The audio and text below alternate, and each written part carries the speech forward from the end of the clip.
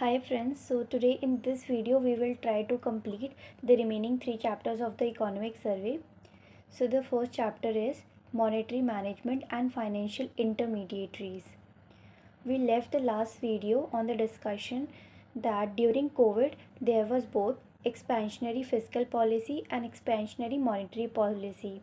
As a result of fiscal policy, government expenditures were increased, whereas interest rates were reduced due to monetary policy expansion. Then we saw how post COVID, that is 2023, there was huge inflation, and that was basically because there was huge aggregate demand and less aggregate supply. Now let us understand some important basics which is related to this chapter. First is repo rate, the rate at which central bank lends to the commercial bank to meet their short-term liquidity needs.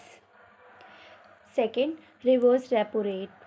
This is the rate at which commercial banks lend to the central bank. Third, marginal standing facility rate. It is the rate at which RBI lends to commercial bank overnight during emergency. Marginal standing facility rate is greater than the repo rate because these are given overnight or during the emergency. So these are like penalties. So they are charged with high rate of interest. Fourth is CRR, cash reserve ratio. The minimum amount of reserves that commercial banks are supposed to maintain with the central bank, that is RBI. Now let us discuss the trends. These trends you have to remember and make sure to write in your exams. We can see that in 2020, reverse repo rate and SF, all three components have reduced, whereas it remained constant during 2021 and increased in 2022. Now let us focus on chapter 5, inflation. So we will consider inflation as pi. So let us begin with the reasons which led to inflation. It includes Russia-Ukraine war, increase in the oil prices, China's lockdown. And these all were basically due to the COVID situation or during the COVID situation. So all this impacted the supply chain and there was huge inflation worldwide. You have to remember that in 2022, inflation was at its peak. That was 72% and that was in the developed countries.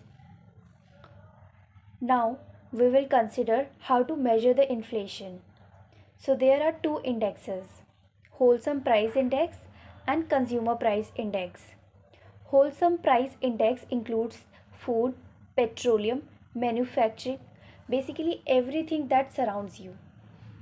Whereas consumer price index includes your daily use goods. For example, bread, butter, electricity, water supply, etc. Now this topic is important and relevant from your exam point of view. There can be a question to distinguish the inflation that we faced during the COVID and the inflation that we had in 1970s. So in 1973 and 1979 there was oil embargo.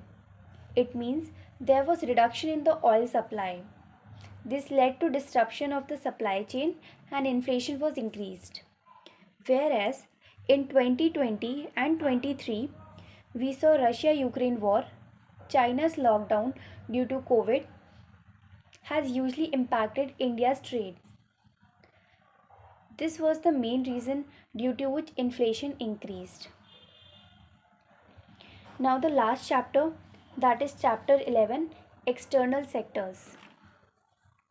In the previous video itself, we discussed a bit of BOP. So, BOP has capital account and current account. In the current account, it is subdivided into goods, services and transfers. So, in the capital accounts, in the goods section, there was deficit. We learnt in the previous recordings that there was increase in exports as well as imports, but the magnitude of import was higher than the magnitude of exports. If we talk about the services and transfers, there was surplus. It means India was getting huge surplus or huge transfers and services from the rest of the world. If we talk about the capital account, there was surplus in this account. So we can see that overall capital account was in deficit, that was 4.4%, but India said that it is manageable. If we talk about the overall capital account, it is surplus. Then overall balance of payment was deficit. This is because overall current account deficit has more magnitude than the capital account surplus magnitude. Now we have this important formula called trade openness. This is called easiness or compatibility between countries to exchange goods and services. Trade openness is equal to exports plus imports divided by the GDP of the country. You have to remember this. You can get a numerical on this topic. Now let us consider the schemes to improve the exports. First, agricultural exports were increased. Basically, in this, several schemes, loans were provided to the farmers to encourage their agricultural productivity. Second, export credit guarantee. Government provided insurance. Third, Krishi Udyan Yojana or scheme.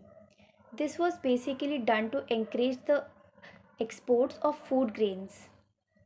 Fourth, excise duty was reduced to make the domestic good cheaper.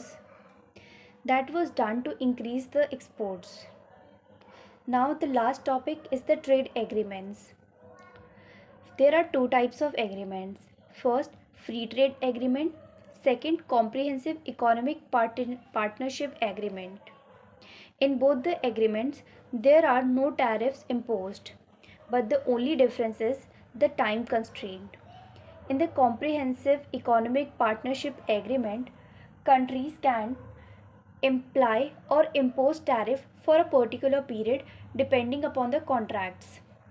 Whereas in the Free Trade Agreement, there is no tariff. So India signed CEPA, that is Comprehensive Economic Partnership Agreement, with UAE and Australia. This was it in the economic survey that you have to remember for your exams. I hope you liked the video. Thank you.